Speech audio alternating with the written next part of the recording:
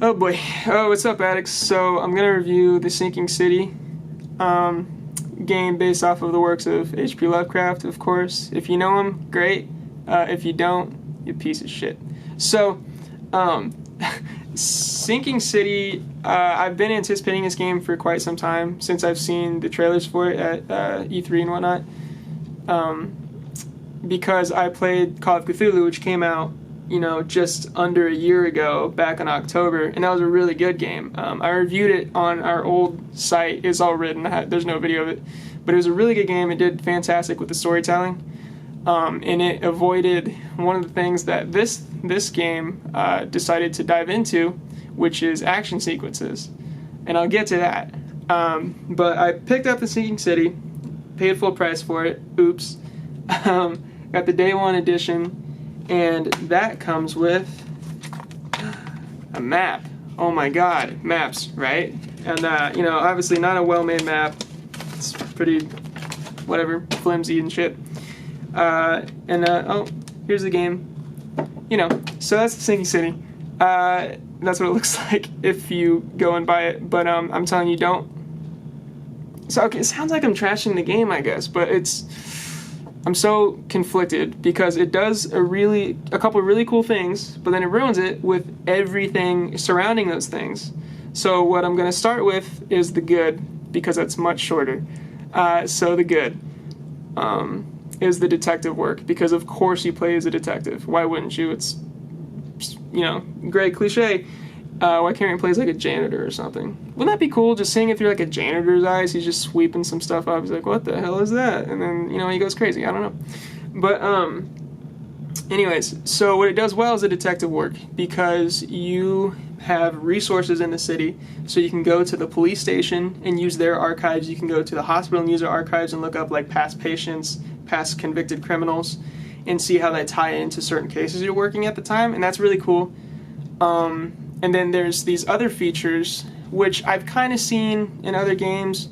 One of them you definitely see in games, especially if you play like the Arkham games. That's one of the earlier ones I remember using it. It's just like Batman's vision, where you can like see through walls and see skeletons and whatnot.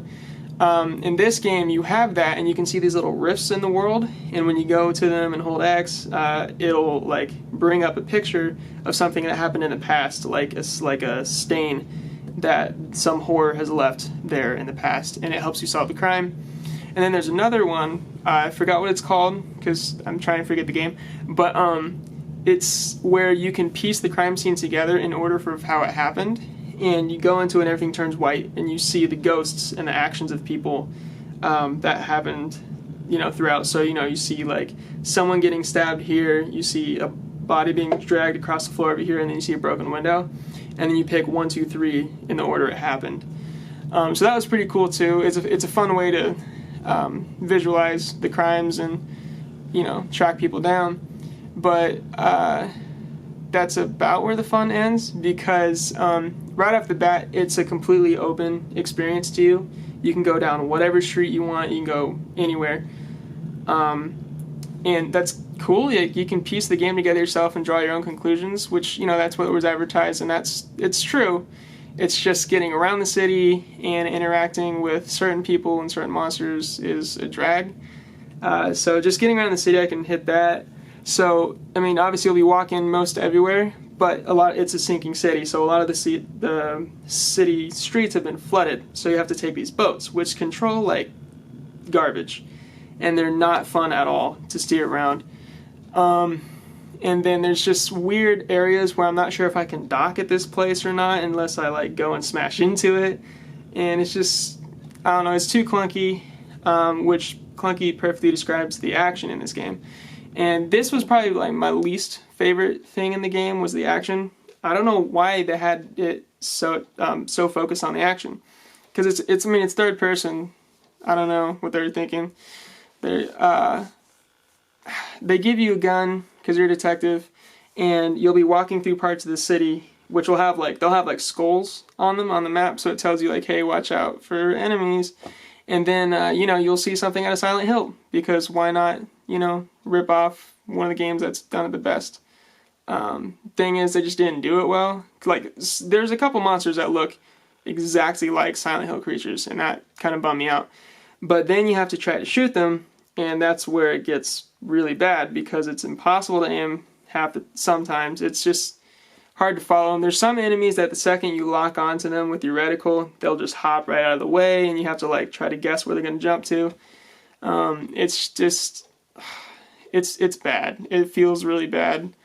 It's just not doing it. It's not worth doing it. I'd recommend just running through those situations. Just sprint around best you can, because there's certain enemies that can one-hit kill you too, and that pisses me off because then you have to wait on the lengthy load times, which is another downer in this game full of downers.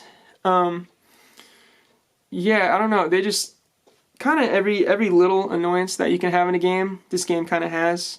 You know. I mean, the story's fairly well told. It's nothing groundbreaking, at least in my opinion.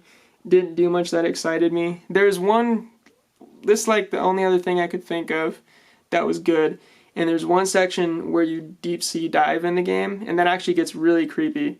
Which, come to think of it, I guess this is kind of a horror game because it is Lovecraftian. But this is the only part of the game that creeped me out whatsoever. And it's when you're at the bottom of the ocean, walking along these rocks, and then you see tentacles come up from the water and dead bodies and stuff, and it's pretty cool. I don't even know. I'm just grasping at nothing.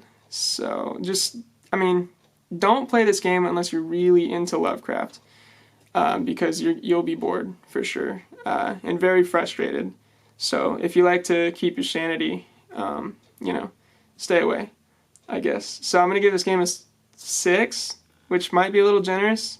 But again, if you are a Lovecraft fan, there are some cool things to see and some decent storytelling, if you stick to the main story, pretty much. So, I mean, that's The Sinking City. Buy it or don't. Don't.